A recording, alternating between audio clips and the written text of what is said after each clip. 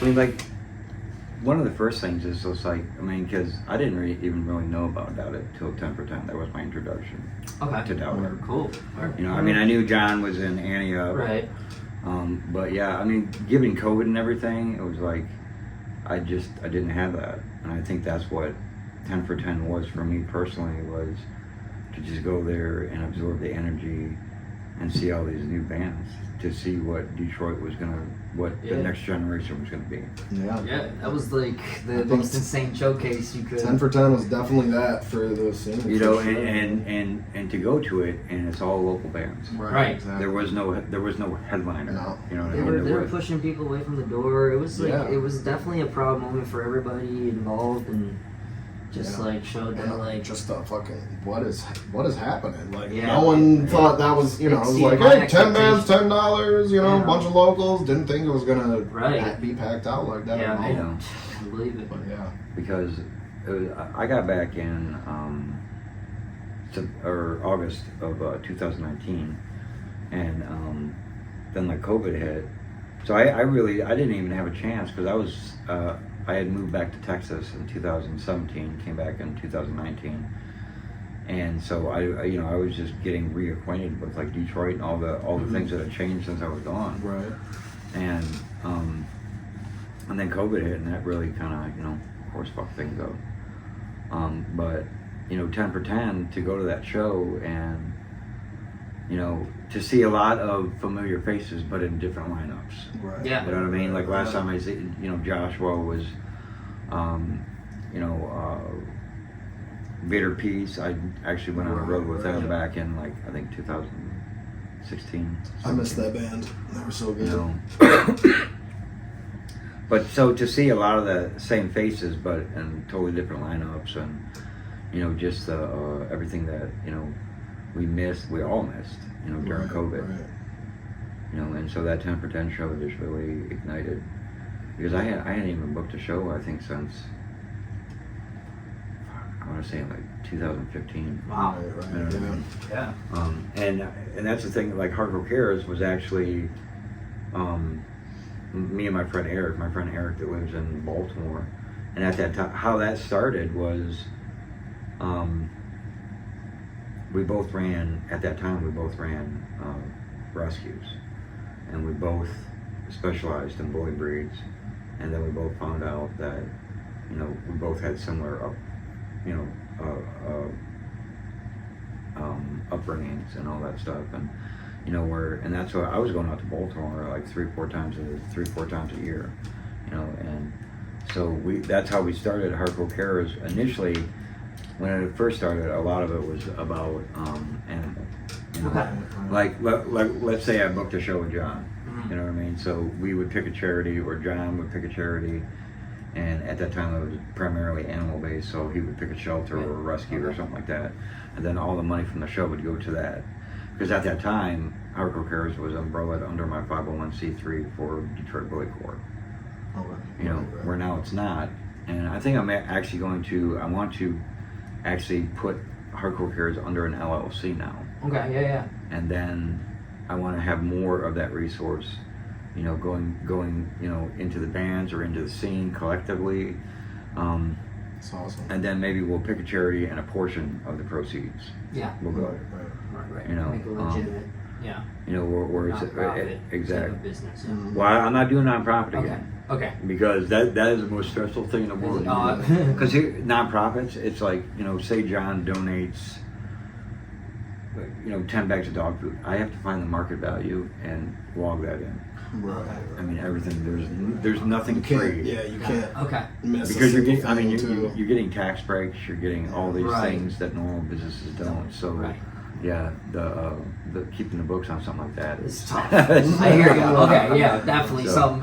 But to actually have it, you know, LLC, you know, but that's my thing though, is I want more of that resource going maybe towards, you know, getting these young bands that don't have demos, helping get them a demo or get them some studio time or whatever.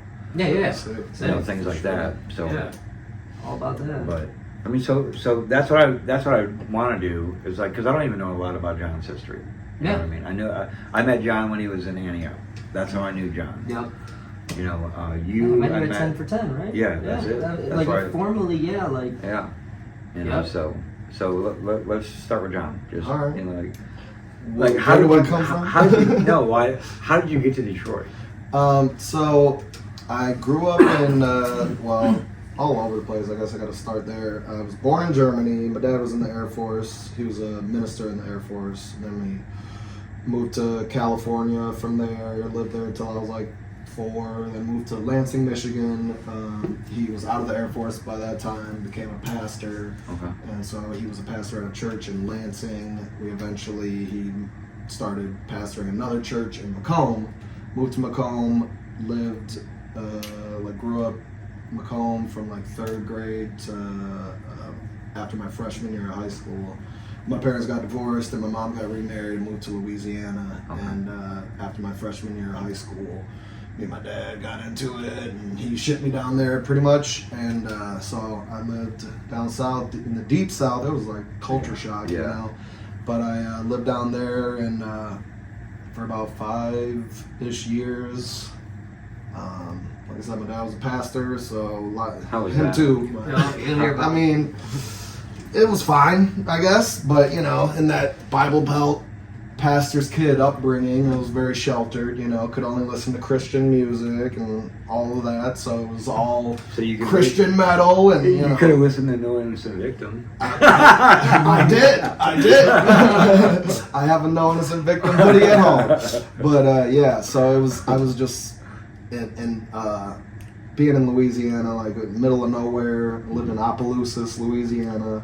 45 minutes to the school I went to, 45 minutes to the nearest mall, you know, that kind of life. And so it was also like during that time, you know, was when MySpace was coming around, Pure Volume, sites like that. So being like a city boy from Michigan going down there, like I wasn't. You know, my stepbrother would take me out fishing and hunting and stuff like that, but like I wasn't just getting up, going out of the house, like let me do some country shit. You know what I mean? Like, it was just. So I would just be sitting at home finding bands, listening to music, Pure Volume. I would go through every possible band and any subgenre I wanted, you know, and just that's all I did. So and music was, you know, kind of my escape from just like this world I was ripped out of and placed in a completely unknown environment, you know. But anyway, back to being growing up religious and whatnot. I eventually, you know, I was destined in my parents' eyes to be a pastor, and so part of that time, you know, once I graduated high school, I was involved in the church and doing youth groups and whatnot. And I mean, that's a bridge that got burnt eventually, but it led to me, like, you know, wanting to get married ASAP, no sex before marriage type stuff. So I ended up getting married at 20 years old and moved to Memphis, Tennessee, where my ex-wife was from, and then lived there for 2 years, and shit was kind of falling apart. And I was like, let's start somewhere new. My dad lives up in the Detroit area. I want to move back up there, you know. So I moved back up here, and she went off on a fuck rampage. And anyway. I was going to see how tame you're going to be about this. Right. I've heard this story 3,000 times, but shit, I wanted to see it. That's the most tame we've heard this story. I mean, did she come from a religious background? Yes. So it was kind of like that. Yeah, now I'm not in my hometown anymore. Yep. And I don't have all these prying eyes watch me. And so she went off. I'm gonna make up for all that lost time. Yep. We've all it's seen like it. Every thought that was in my head is now gonna come out. I can act on it, you know. Seriously. And I do understand a lot of what you mean, because I went from, you know, living in Detroit. I grew up in Brightmoor. I lived in Brightmoor, Dearborn, Taylor, Southwest Detroit, all over that. And then, you know, going down and living in Texas, and it was a culture shock in the beginning. Man. You know, where being up here, I thought Doritos were spicy, you know, and then I went down there to my first crawfish boil, and I got wrecked. Like everybody down there, they hunt, they fish, you know. Oh yeah. But you know, I came to love it. I came No, to, for sure. Me too. you know, it was a totally different. The thing I had to get used to was the mentality down there was, we trust you until you give us a reason not to. Mm-hmm. Where I always grew Right. up, and you earn everything. You're not getting anything for free. Right. You know, so I do understand that to a certain degree. So. Mm-hmm. But yeah, so I moved back up here in 2012, and then been here ever since. You know, and I you know, started going to shows like, you know, ASAP really, but you know, obviously down there and So, like, throughout the South. Who did you meet back then? Because that's about the that's time what I I was got getting back. to, too. I So, got back the first time. I moved back in 2011. Right. Yeah. So right around the same time. So yeah, as soon as I moved here, I had some mutual friends and kind of just like got welcomed into this friend group. And Which ties us together, correct? yes. And that's, you know, the bridge right there. But it was my best friend now, Kevin. He was playing guitar in Annie Up at the time. Okay. And yeah, I know. then my roommate now, he was playing drums at the time for Annie Up. And they took me to a couple Annie Up shows, you know, and I'm like, hell yeah, you know. And then it kind of just went from there. And it's funny, like right when I started hanging out with them too, Kevin ended up quitting the band. Mm-hmm. And like, but I didn't know Critter and all them very well yet, just like met them through Kevin, you know. Mm-hmm. And didn't end up joining Annie Up until after I played in Backswing for a bit. They asked me to join when. How did I miss that? You were a bassist in Backstreet? Yeah. Okay. My one roommate at the time wanted to start a hardcore band, and he was always a drummer, and he wanted to play guitar, and asked me to play bass, and then we kind of pieced it all together. Randy? Rabbit at the time. He should show not my name too, Yeah, whatever. So what was it, did you? Because I remember Backswing. I seen them a few times, and then I know. Was it 2016 they played Motor City Fest? I think it was at the I played that City Club. Yep. I played that. I was still playing in Backswing then, and then Herb was about to have his like third kid, I think, and he was stepping down from Annie Up, and Matt gave. It was funny. It was like I think the day I quit Backswing, because I had like from the jump didn't really want to go anywhere. It wasn't really my style of music. Mm-hmm. We were always kind of creatively butting heads because the two guitar players weren't like big hardcore guys. Like they mostly listen to metalcore or some variation, and I would shoot down a lot of the riffs, just like, no, that's not a good one, you know. And I'm, you know, the bass player, so it's not like how about this riff, you know, and like do it or whatever. Can you play guitar though? Yeah, I can play guitar too. I mean, I do contribute a lot to writing and whatnot, but just in that vein, like the creativeness, they wanted to do other things, and I felt like I was always like in the way, and they wanted to tour and stuff, and at the time I was like full-time job, this and that, whatever, and I was like, and plus some of the people in the band, I didn't want to tour with them. So anyway, it was like the day I quit, like I told them, okay, you know, you guys got to find a new bass player. I can't, you know, do this anymore, because they were booking a tour, and I told them from the jump, as soon as you guys are touring, I'm out. I told them that. But and then like that day, Matt calls me, and I was like, well, I just quit Backswing, but yeah, I'll play for you guys. But yeah, that's how that happened, and then the rest is history. So that's like what? That was 2016, 2017 when I joined Annie Up. Yeah, because I remember that. I do remember that.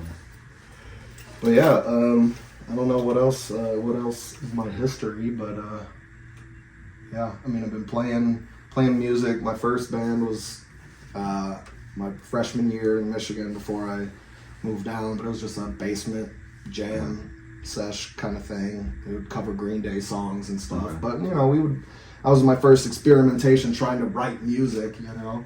So damn near 2 decades of playing music. So yeah.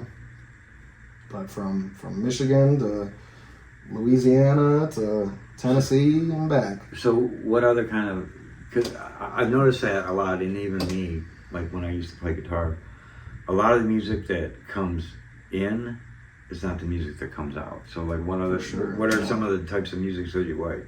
Because I think that's a misconception. Is a lot of people think that people in hardcore bands or punk bands, metal, that's all they listen to.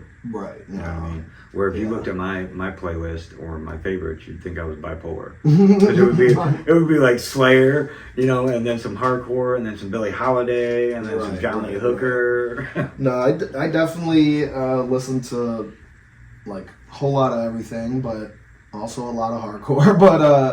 But like, I mean, in terms of favorite bands or something? Yeah, like that's even one of them is like top 5. Top 5 to me would be probably Title Fight, Terror, Comeback Kid, Shai Hulud, Crowbar. That's what I would say. But then there's a whole lot of like softer stuff that I like, but I wouldn't consider that like my favorites, you know what I mean? Because I feel like I got to be in the right mood. Yeah, but like exactly. those top 5 bands I can listen to at like any time, you know what I mean? Just like it's always at the top of my head, like hop in the car, what do I want to hear? It's going to be one of those 5, or something. Like to me, my top 5 bands are the bands I can hop in the car and just push play and not worry about. Right. Yep. You know what I mean? And I'm not listening to 2 songs and then finding something else. Yeah, you just put it on and go. Yep. But I mean, I'm definitely influenced musically, like in terms of what you were saying, like what you take in and what you put out. I find also like when I'm playing in certain bands or trying to get the creative juices of writing or whatnot, I definitely tend to like listen to a certain style or something and like pick up like, you know, different influences or ideas, you know, and a lot of times I feel like I'll hear like a part in you know, any hardcore band or whatever, this certain part or this type of part, and I'll like hold that idea and hear another part in another song, hold that idea and kind of, you know, maybe we can deep make our own little something, you know what I mean? So it definitely is what comes in isn't always coming out, but I do tend to focus my listening of what I'm listening to in music in terms of what I am trying to write too. I've always been that way. Like, oh man, I would love to play in a band like this. I end up just like listening to bands like that until I can make it happen or start writing it or something, you know? But yeah. So like, and when you're writing in that mood, does a lot of your music come from like a spiritual place, an emotional place, something that is going on in your life? Like that's what people ask me about my photography. Like my photography is always in the moment. That's why there's hardly any consistency to it because it's always what's happening in that moment. Yeah. Rarely do I plan stuff out because to me that it just feels like it strips it down. Yeah, absolutely. You know what I mean? I'm not gonna be in the moment. Yes. I'm gonna be like, I gotta hit this mark. Right. You know? I would say that's pretty on point with it being in the moment with writing too. Yeah, definitely does. Yeah, I mean, there's times where like especially in terms of like lyrically, like I gotta get this like this idea or maybe circumstance that happened in my life, or I gotta find a way to voice this, and a channel it. What's the word I'm looking for? You know what I mean? Like get it out of get it out of you. To answer the question more, I feel like in a sense, we embody everything you said. It comes from a spiritual, all the things. I think our writing encompasses all that. Yeah. Because I can say personally when I'm writing lyrics, like sometimes it's just a little jot that I just said in my brain, like years ago. I just have it written down, and then it starts coming together, and I take that little piece, and I'm like, that's where it needs to go. Yeah. And that's from a spot from, I couldn't. I know exactly what you're talking You know what I'm about. saying? That's how I like to write. There's because I'm a writer too, and like there's times where I'll take like 5 different things I've written and make one really good thing. Because it's art. That's how I like it. It's art. Yeah, Like, exactly. let's take that moment in time and put it here to make that art. That's how I visualize Almost music like in a those sense. times where you're like just in your car or something, and something pops in your head, and you're like, I need to stop. I need to get that down. So because I know I'm gonna need that. But yeah, like there's points in lyrics in our where we came up with it in the spot, like just at practice, and then the other part of the song we just wrote, it's very just hodgepodge. It's like that's how my brain works. I'm not. Yeah. I'm ADD. I can't Yeah. focus, you know. But then when we do focus, when we like book studio time, we get in. It's like then Take all those little Take all hodgepodge those, ideas put it and right in, thoughts bam. and make it make from whatever sense. moment that was. So I can't say everything's from a certain spot, but I think it's like at all places with our writing. So like I wrote songs from a perspective of somebody else, or I wrote from my own perspective. I wrote from. That's what I like to do is take it all. Like, and I've just learned that from other like people that I've asked about writing music. I'm like, the biggest thing is I heard was just like write about other people. It's easier. Yeah. I was like, damn, because you have your perspective, you know, and it's like that's life for thousands, millions, you know. It's that we're trying to throw it out there, and it's dope, man. Right. But yeah, But in terms of musically, like how that writing process and creativity goes, it's hard. I would say it's definitely, like you said, in the moment type things, because you know how creativity goes. Sometimes you just don't have it. You just don't have it. And I remember feeling almost guilty, like during COVID. You had so much of this downtime, and I didn't write a thing. You know what I mean? I tried. I'd pick up my guitar and like try, or maybe during that time, me and Matt were trying to write some Annie Up stuff. But like we picked it up, we were jamming. It's just like nothing was sounding right. It was like, okay, you know, it was like we were trying to force it. Exactly. You know what I mean? Almost like we have all this downtime. We gotta do something about it. We gotta try and make use of it. And it's like, to me, like creativity just doesn't work like that. You know what I mean? You gotta just get hit with, you know, something, or you know what I mean? Like it's something that just either I gotta get this out. I gotta, you know, it just hits you out of nowhere, or you know.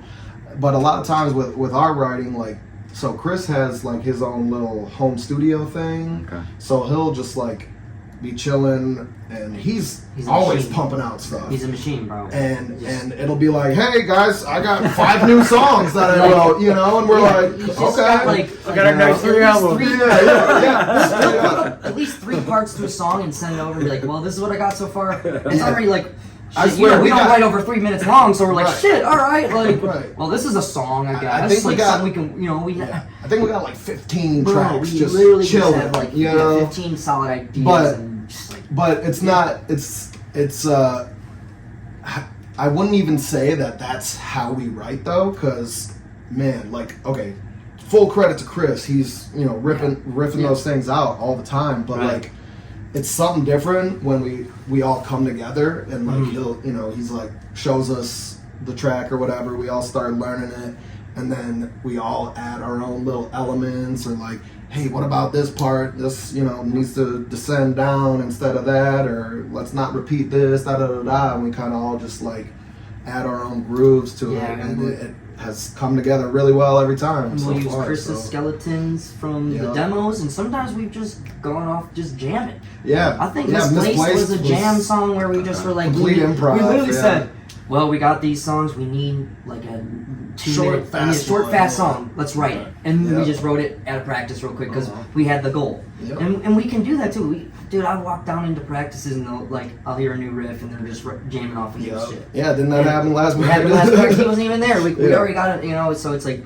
the juices are always in the moment, I feel, for us writing with the music. Yeah, we definitely Lyrically, have a, we're all like, it's all hodgepodge. Yeah. So it's, I guess, and extrapolate. even with that, like, I would say he definitely does the majority, but like, I help out with the lyrics. Yeah. There's sometimes we're all like, instead of this line, how about you know, whatever. So like, I think we just got a good group that when we come together, the chemistry is right. And So what is the history on that? Like, how did you guys all find each other? Like, I don't even. Yeah. Oh, yeah. That's what I mean. Like, yeah, the history. from like 10 for 10 back, you're a mystery to me. I know. You know what I mean? Well, shoot, I know. Like, because you were a mystery to me, I was like, I've never seen this guy with a camera. I mean, I've been going to shows for like 10 years, but like different kinds. Like, I wasn't like strictly hardcore. Like, I didn't get into like realistically, like truly feeling integrated and feeling a part of the scene like 2014. But I mean, like 2012, I was like, you know, I knew of, you know, going to shows. But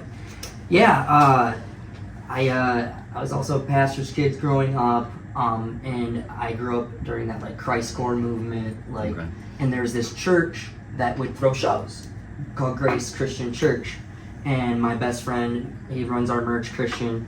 I met him through just church stuff, and like I went to a Christian school. I was like fully in the Christian, like, you know, just like. Was that a common denominator between you two, or just I mean, something, we can relate, or but just, little bit, because realistically, I met Kevin McKissick at Cornerstone Christian Music Festival, and I was gonna get to that, yeah. And then when I moved back to Detroit, I called him up like, "Hey, bro, let's hang out." Da da da da. Moving back to the city, and then he introduced me to like all of his people, all of his friends, and that's how we met. Okay. So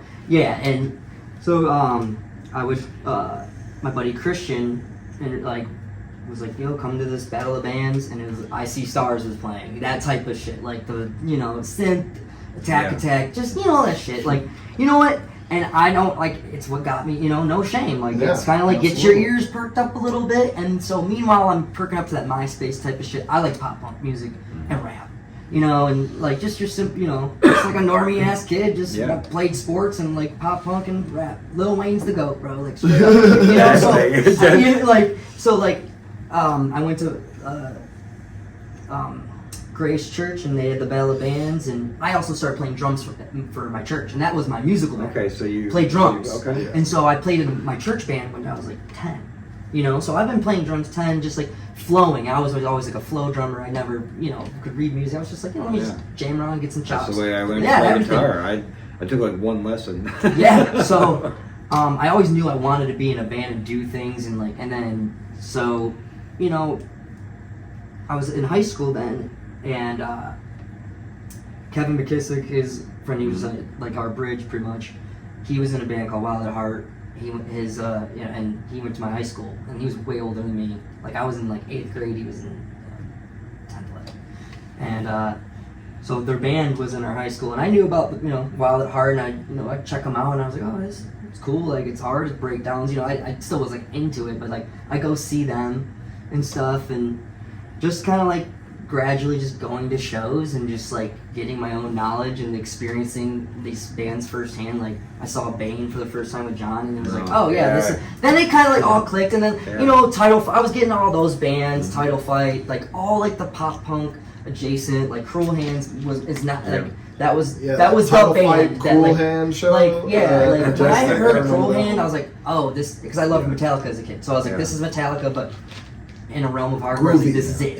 And I just wanted to find every band that sounded like Cruel Hand when I heard that band, and I was like, game over, and just like, just going through the backtrack days and all that, Expire, fucking hate to say it, doing that, that whole era. And then, and I started playing little just metalcore bands, just anything I can play, like whatever little friends were trying to get things going, I tried, but nothing substantial until like, honestly, where it was like we played in little bands here and there, but and when did Delta like actually start?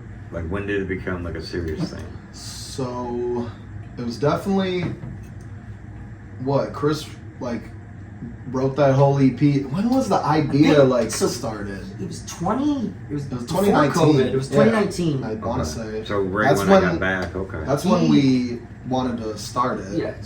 So because he brought me aside in his car, we were at the bar hanging out, and he's like, "Yo, check out these little demos that this little band I'm joining in on. We're looking for a drummer. He's like, let me what you think." Listen to him in the car, and I literally was like, it's basically the Demon Dance EP, and I was like, this is crazy.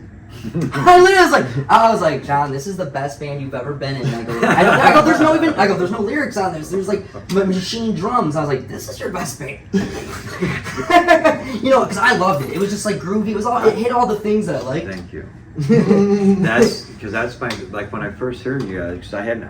It was all new to me, and like of course, I think it was Enemy of God kicked everything off, and that's the kind of style that I'm used to in Detroit. Right.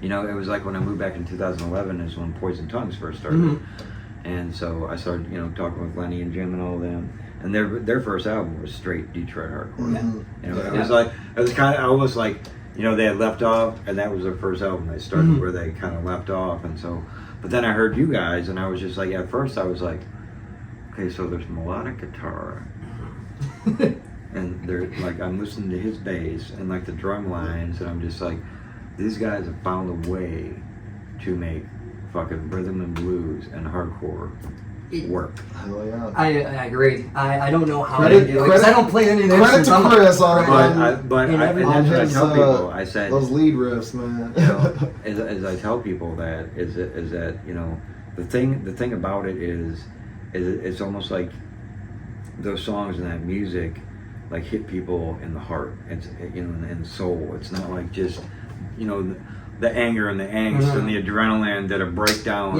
instantly. Yeah. But it's like you sit there and see. I'm not somebody who focuses a lot on lyrics.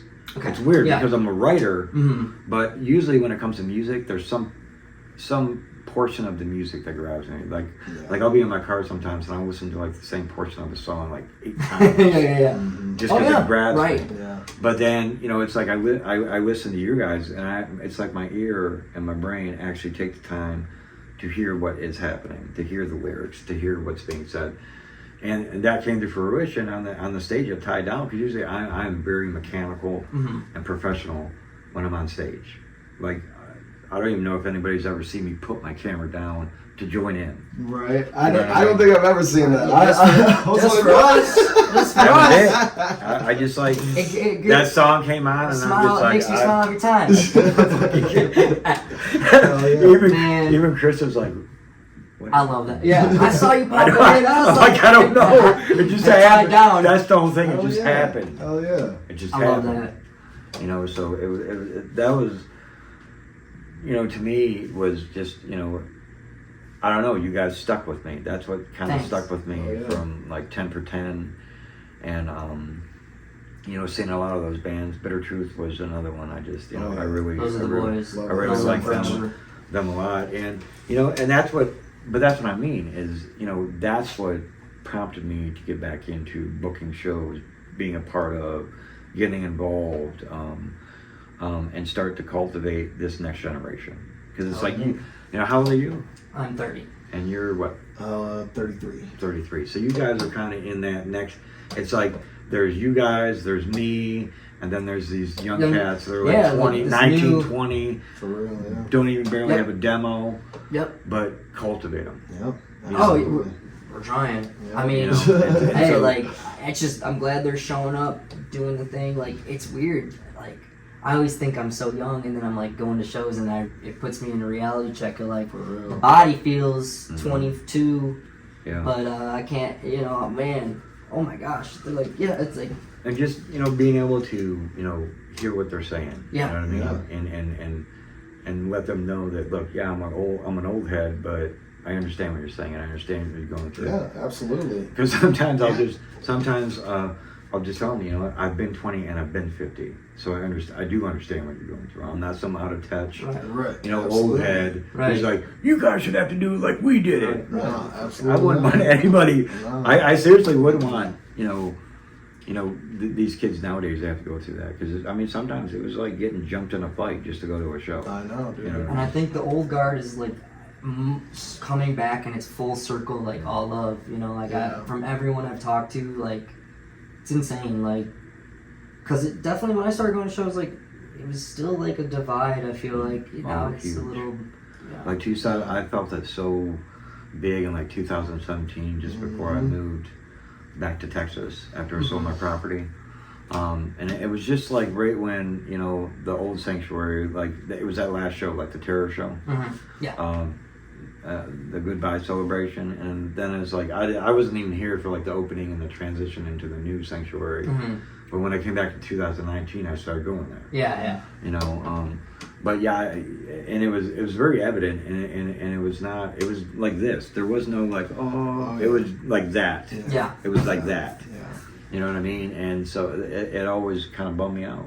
Yeah. But as like I'm telling you this story, I was at the sanctuary. Right. Oh yeah. Right. You know what I It's mean? so sick. Because to me it's always going to be about hardcore.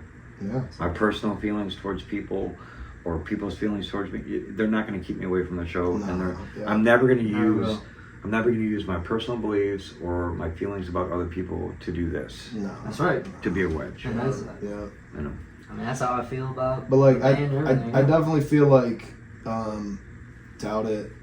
Like we have done something cool in terms of, like, I'm not saying we're bridging any divide or nothing, but in terms of musically, like, you know, there's definitely a typical Detroit hardcore sound, you know, and that's, you know, solidified by Cold as Life, you know, being the hardest band ever, you know, and shit like that. But you know, Detroit hardcore is, you know, known and supposed to be hard, you know what I mean? Yeah. And I think we purposefully was like, I want to be a fun band, you know what I mean? Exactly. Like, especially planning Annie up, you know, it's like, dude, we cannot play without a fight right now. It happens. It's like guaranteed to happen. Bro, it just happened. Oh my god! When you guys played with Smash Your Enemy. Yeah, at parts of labor. Yeah, I got dude, pictures. I know. I got pictures of Robert like mid swing, Right, dude. Yeah, dude. And so I think a part of that was like, you know, part of that divide definitely was like, I think there's a lot of maybe casual fans of hardcore that, you know, might not be into the heavy mosh or whatever, you know, just want to come catch a show, but like, you know, maybe I don't feel like getting whooped on tonight, Yeah, maybe you know? maybe I just want a two-step instead of being, you know, Right. wow. And that's understandable, but I don't feel that way. I'd rather get punched in the mouth, but but it's the understanding of, you know, different perspectives, different, you know, and like we wanted to be something different, do something different, and you know, not have the typical Detroit hardcore sound. But it's know? got to feel good to do things your own way, and still have people punching each other in the mouth. Absolutely. That's what. right. That's the only Yeah, reason. yeah. That's the only reason this is on that on the Our wall first right now. show. Because I don't normally put this up, Right. but I mean, that was the energy, Yeah. and he. And he's in the back punching people in the mouth. He's doing his job. That's Max. Yeah. This What was Max just always before. This was. So what had happened is he came around this way, came off the stage, and started grabbing people and throwing them. He said, "No, we ain't piloting." I got the series of pictures. He starts That's peeling people hilarious. off the ground. Max just wants people. He wants violence. I Yeah. love it. It's hilarious, man. And here's the thing, and like, hardcore is supposed to be violent. Like, Right. I love that about hardcore. It's Do you feel always like been. that's a part of the gatekeeping? I have some perspective. on Here's gatekeeping, like one of my yes. biggest questions: Yeah. is when does hardcore? And I'm asking this question in a very specific way, and I ask it the same way to everybody just to get their perspective. When does hardcore stop being hardcore? Like, where do you draw that line? It's hard to say. I mean, like, so at the end of the day, it's not just a subgenre of metal and punk. You know what I mean? It's a subculture. Mm-hmm. So when does it stop being hardcore? Is if the culture isn't there, Yeah. then it's not hardcore. Yeah. It's been my take since day one. Yeah. And the way I explain to people that are not in the hardcore scene is that the music is a byproduct of the culture. Absolutely. Yes. Yeah. The music, the sound, the diversity is I look at it this way. Even if we just got in a car today and traveled all around Michigan. To me, I tell people, like, when I go to different places and listen to hardcore, it's like learning a different dialect of the same language. Yeah, absolutely. You know, every town, every state, they have things that they're known for. Yeah, Right. So it's like you're learning different dialects of the same That's a good way to put language. it. Yeah, Yeah. that's Yeah. awesome. Yeah, absolutely. Kind of like what you guys are, what you're describing, what you're doing. You're like, this is what Detroit We're still hardcore. Detroit hardcore. This but is what yeah. Detroit hardcore is different. It has always been, but we're going to do something a little different. So we're going to expand and we're going to speak from the same language in the same place, but in a different dialect. Absolutely. Nope. But in terms of gatekeeping, like, I truly believe, like, okay, I do believe there's a place for gatekeeping, but I have a different perspective on what exactly it is to gatekeep. I think number one, hardcore gatekeeps itself for the most Yeah. part. You know what I mean? To me, it's always been That's- It's like if you don't like it, if you got culture. if you got hit during the mosh and you didn't like it, go home and never come back. Yeah. You know what I mean? Or if This you is got obviously not the place for you to be. right, but you know, and some people you get in that mosh pit and you get hit one time and you're like, well, I love this. You know, like where has this been my whole life? You know what I mean? That's like a defining moment. Exactly. You know, going into your first pit, and you know, it's like everybody says, you have a plan till you get punched in the mouth. Mm-hmm. You know, and you either want it, you want more, or you're like, okay, I'm done. Yeah. This is not for me. Right. And I'd say, in my opinion, the best way to gatekeep or whatever is, I wouldn't even call it gatekeeping. It's just like, okay, in terms of people being mad about, like, you know, all these TikTok kids or whatever, you know, trying to police hardcore and making it weird and, oh, this guy moshed and They're on TikTok. yeah, who cares? Who cares? They're not on my show. Right. And if But- it came from TikTok, they're gonna find out and they can stay. Like I'm not gonna Right. police how they got here. Exactly. Like So- you either so- get in or you know. So to me, the best way to gatekeep is be there, be a part of the community. Right. Okay, you want these kids to figure it out or understand the culture. Be there and talk to them, teach them. Exactly. You know what I mean? I If think you just go to the show, let's say, you know, I'm not playing in the band, I'm whatever, I'm just going to the show to mosh hard, okay, right? And there's a bunch of kids there who are getting in my way of moshing, and I'm hitting them, and they're getting upset at me or something like that. Instead of being like, well, "Fuck you, you don't know this scene," and da da da da da, you could talk to them. You're like, "Hey, sorry, I caught you there. This is what we do here. Maybe you Welcome wanna- to the party. maybe You know, go back to- if you don't want to get hit or you're just trying to I have would- fun, yeah, you know, yeah. go somewhere else. Da da da da. You know."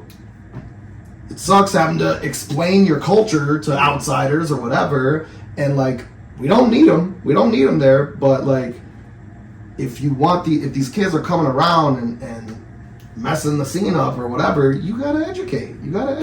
And I guess that's what I'm about. You know, he always jokes, I love the kids. You know, I'm always trying to talk to the kids. I'm always trying to talk to the young kids and come back because why is the scene popping right now? Because we got all this youth, man. Right. It's crazy. All these kids are coming out, dude, and it's like and it's, I don't want to scare them away. Right. You know what I mean? and it's also, you know, and I think this comes from, you know, being, you know, at the age I'm at, and you know, having, you know, I've never had any biological kids, but I've raised, like, you know, 3 girls. You know what I mean? So I see there's like a lot more young women in the scene nowadays. Yeah. More than I've seen in Definitely. a long ass time, you know, and so that's the same thing. Is like, I remember one time, you know, going out after one of the shows at Dos Los Tacos, and just, you know, I was just sitting there and I was just absorbing, you know, and so then I just started sharing experience, like, you know, you guys don't have to go through it. It was like no adult or you know, a positive male role model. I'm like, you know, you guys don't have to do that, right? You don't have to be objectified. You don't have to do all these things that you're allowing people. I said that's the first and foremost, and this goes with all these young kids. You know, you don't have to do those things to be accepted. Right. You know what I mean? Yep. And you know, I believe, you know, I truly believe that, you know, the youth is where, you know, that fundamental basis and foundation for rebirth. Absolutely. You know? Absolutely. Because guess what? When I was your guys' age, I never thought I was going to be 50. I never thought. yeah. Well, number one, I never thought I was going to make it to 50. I didn't think I'd make it to 30, brother, so And so I feel now, that. now I'm 50, and I'm like, you know, I'm having to take ibuprofen before the show, and after the Yeah. show, and I'm not even in the pit. You know what I mean? So yeah, to me, it's so vitally important. Yeah, man. Definitely. Like you're saying, and I feel like that gatekeeping thing. Every time I hear it, I just kind of laugh, because I'm Right. like, that's the most un-punk rock thing I know of. Right. Because I think it should be more in the moment per, you know, incident. Yeah. You know, not this overall, you know, way of making people Right. feel uncomfortable. Right. You know what I mean? So But I think, like I was saying too, just the fact that you're there, you're Right. 50, you know, at the show. It's my life. You're That's that you know, testament showing to- those kids like, Right. yo, this is for everyone, Yeah. Right. forever. Ever. You know what I Right. mean? Like, yeah, I'm Don't here go- and you, so are you. That You know, is- and we don't- exist in this same space. Don't let people tell you, you know, you have to grow out of it. You have Right. to grow Hell up. no. It's like, Hell no. motherfucker, I pay my bills. Right. You know, I don't Right. hurt nobody. Absolutely. And I think that's the difference between it being, you know, you being in the culture and you being in the scene. yeah. Right. You know what I mean? Right. Where some people, no disrespect to anybody, you know, it's not for everybody. And maybe, and it hit me really hard when I watched Godfather's a Hardcore, and somebody asked Vinny that question, you know, and Vinny looked at him. He's like almost dumbfounded, like, how do you grow out of a culture? How do you grow out of a way of life? Right. You know what I mean? Right. And Yeah. it hit home right there, you know, Absolutely. because I was that person having to always explain it to, you know, my coworkers or, you know, my family. Like, why are you still listening to that crazy, obnoxious ass music? You know? Oh, I hear it from my parents all the Oh, yeah. time. I'm like, they're yeah, crazy. that crazy, obnoxious music is made by my friends and people that I can go anywhere in this world and Absolutely. and know somebody. Yep. Right. You know? That is a true crazy thing, man. And yeah, I mean, like I was talking about how I met the people I did when I first moved up here. Like, didn't have no friends, but immediately was accepted by this group, all because of hardcore. You know, it's just it's like that. You know, anywhere I've gone, yeah, I end up. Oh, I'm hanging out with some random dude that I know. We connected through hardcore or whatever, and There's always have a great time and are you forever always have friends. that- You know, you yeah. always have that foundation. Exactly, dude. Some exactly. people are your friends forever. Some people, you know, every time you see them at a fest or out of, you Yeah. know, Right. you You don't have to that. see them every day or talk Exactly. to them every day, but every time you see Every them. time you do see Yeah, them for absolutely. that weekend or that day or that night, you got family. But yeah, best You know what I friends in my life. It's all through hardcore for sure. Absolutely. And that's what I tell like some of the people in my family is that, you know, I got, you know, the people that are closest to me right now are people in the hardcore culture. Absolutely. Absolutely. And not because I like selectively push people out of my life. No, it's 'cause- That's who sticks around. Yes, yeah. And Absolutely. especially, yeah, for me, like I got family that lives all over, you know, Louisiana, Ohio, my sister in Grand Rapids. Like I got my dad that lives up in White Lake. But other than that, like I don't have family, you know what I mean? That's my family, Yeah. you know? And absolutely, dude, it's like I can talk to my family, I know, Yeah. but they don't understand the culture. I want, you know, to be around people that understand me, accept me for who I am, not like always asking why are you this Yeah, way. right. You know what I mean? Right. You know? So yeah, absolutely, man. It's a beautiful, wonderful thing, man. And yeah, gonna be doing it forever. So as a band, you know, what are the ambitions? You know, I mean, is that it? Because you know, some people are like that. We just want to be a good time band. We're just going to cut records, you know, and that's it, which is cool. I mean, if I was in a, that's probably why I'm not in a band anymore. It's because that was always my thing. I'm not trying to be a rock star. Right. I'm not trying to fucking tour, and I mean, being in a band is difficult. Absolutely. You know what I mean? It's like being married to like 4 or 5 other dudes. Yeah. Really, You know what I mean? no, it's- When it comes to writing Yeah. and what we're gonna do and when practices and Dealing with the schedules and you know, all that. it's a lot. Yeah. It's a lot maintaining that working relationship Yeah. and friendships. I've seen so many friendships dissolve because of it. Oh yeah, we bite each other's heads off here Oh, and there, man. you know, but we love each My other. 4 gay husbands, man. Shit. Kisses dudes. Without kisses dudes, man. We are married. We are a married couple. We, you know, it's true. I tell people that it's like it's a job. The Island Boys. Yeah, oh my god. Yeah, man. But yeah, That's another thing I'm really happy to see is just, you know, because it's never bothered me, and maybe it was the way I grew up, you know, being homeless and because how I explain to people, you know, when people get caught up on race, religion, sexual identity, all that stuff, I'm like, try being homeless, because I'm like, when I was homeless, it didn't matter What you earn? It doesn't matter what color you are. It doesn't matter your Yeah. sexual orientation. None of that, because guess what? People don't even see a human fucking being. Yeah, man. People looked at me and looked right through me like I wasn't even a human being.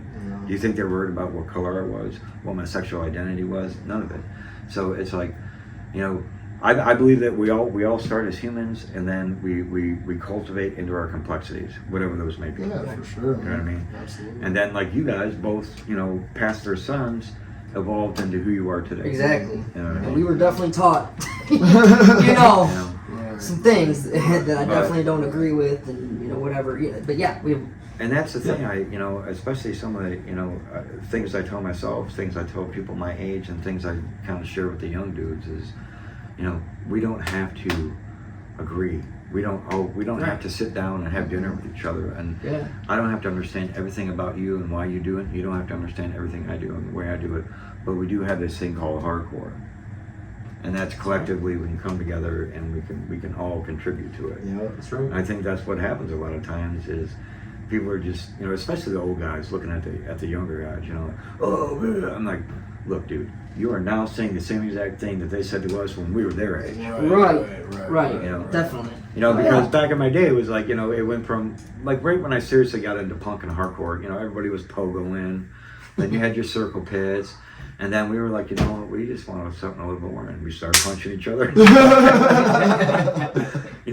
And like the start of crowd killing and all that stuff, and it definitely weeded out the herd because people were like, I don't want to get punched in the face. Well, then you probably want to go to that end of the bar because we were throwing chairs, beer bottles, and it was nuts.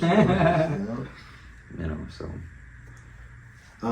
What were you asking? Oh yeah, ambitions, right? Yes. I'm definitely the type that I always keep my expectations low so I can be surprised. It seems to be working for us. Right.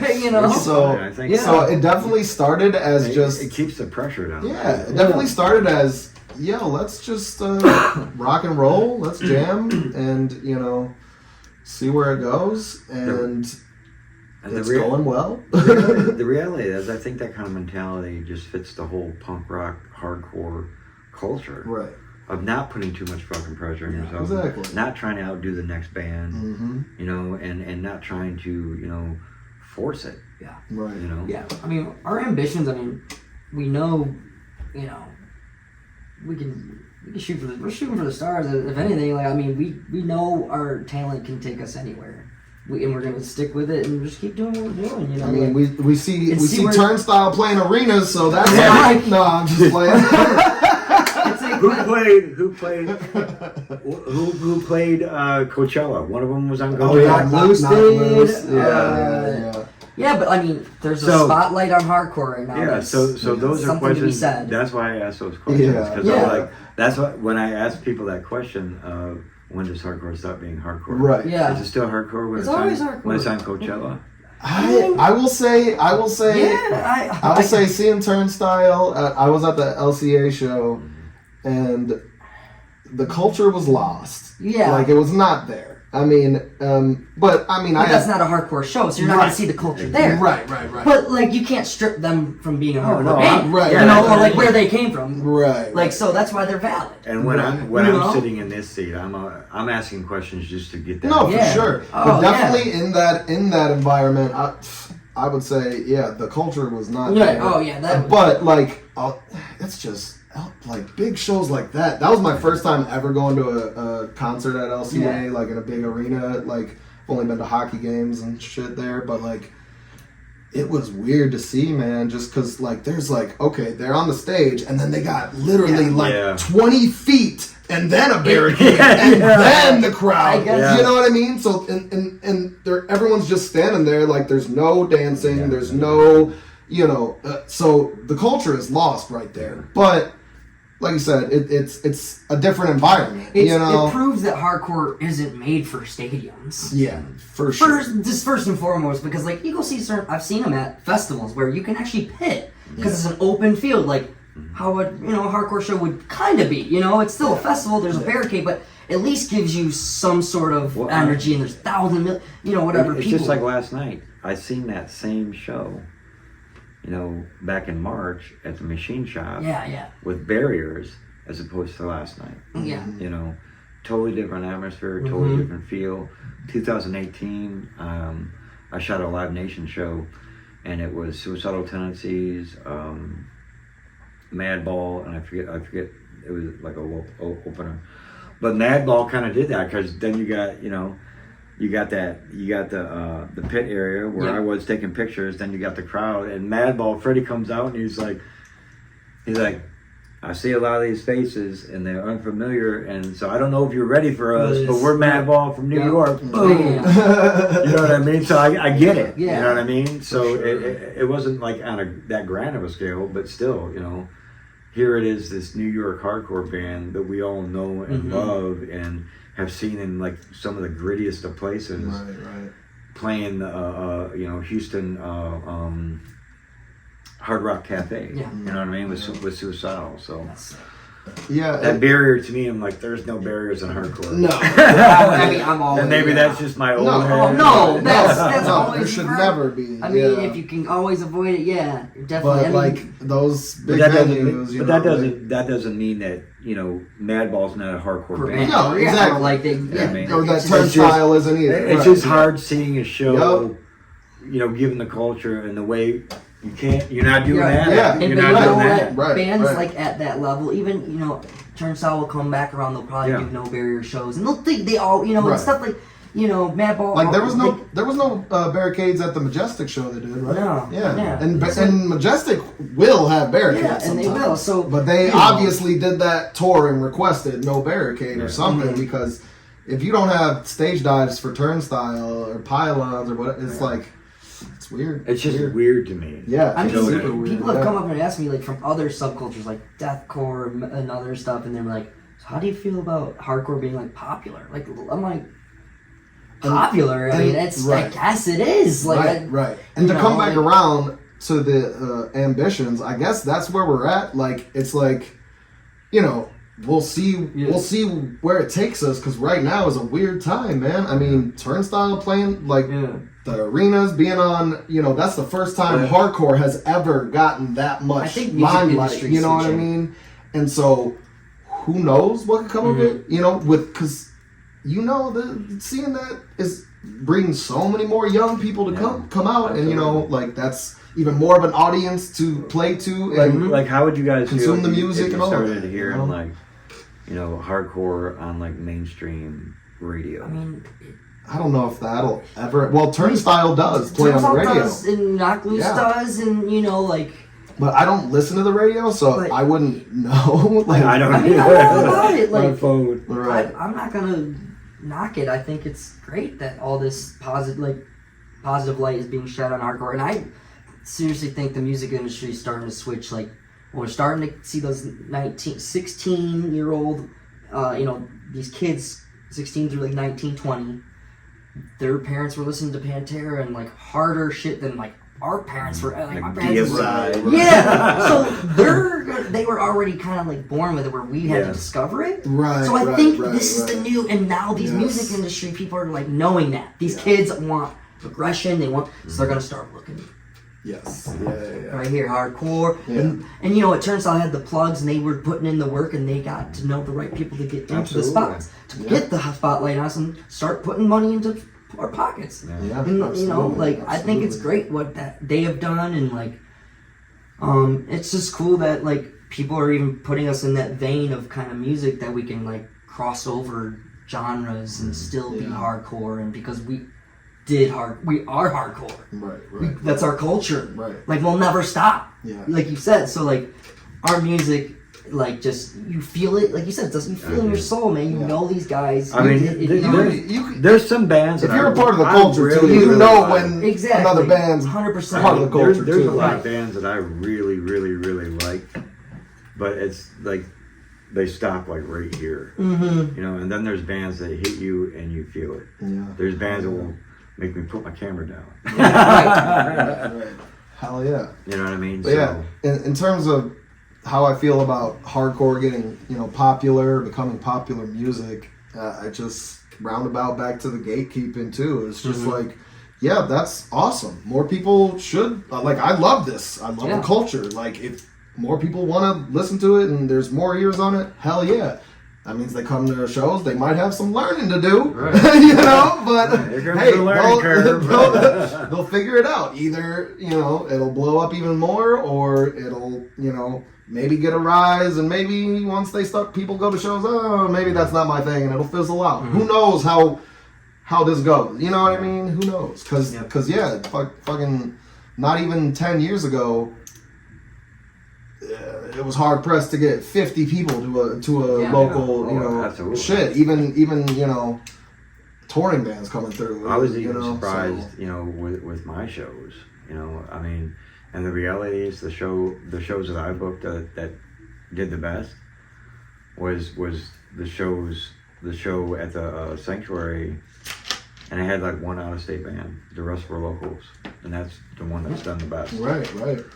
So that's and that makes me happy because that means there's this big internal push and local push where people are supporting. There's so many different bands popping. Like, shout out to the local scene, all the fucking my bands, boy Bryant, Dead Hang, like amazing. It's a funny story because I had started. Well, Julian was at my birthday show, and so that's where I met Julian. Okay. And so I pay attention. I'm always watching. Yeah. Like I was hoping to get Joey's band.